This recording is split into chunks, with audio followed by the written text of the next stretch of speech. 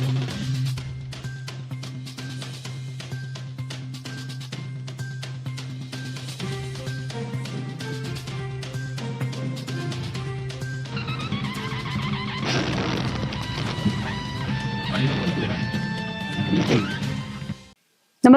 आपण पाहता हिरकणी न्यूज.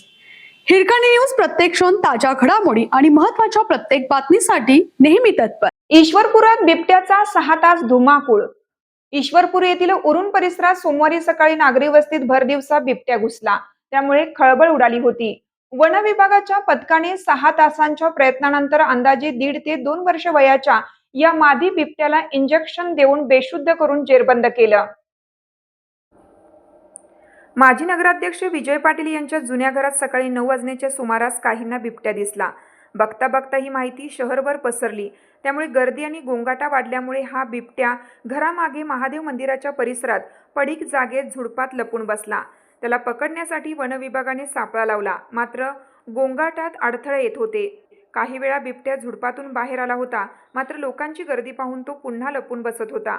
काही वेळानंतर हा बिबट्या राजेंद्र पाटील यांच्या घराच्या तळमजल्यात घुसला. त्यावेळी वन विभागाच्या पथकाने संरक्षक किट घालून आणि जाळे टाकून त्याला पकडण्याचा प्रयत्न केला, मात्र या जाळ्यातून बिबट्याने 2 वेळा पलायन केलं. या झटापटीत वन विभागाच्या एका कर्मचाऱ्याला तार लागून दुखापत झाली. बिबट्या पुन्हा नागरी वस्तीत घुसण्याची भीती होती, त्यामुळे वन विभागाने या घराचा तळमजला जाळी लावून बंद केला. तळमजल्यात 4 चाकी वाहनाखाली बिबट्या लपून बसला होता. अखेर त्याला इंजेक्शन देऊन पकडले.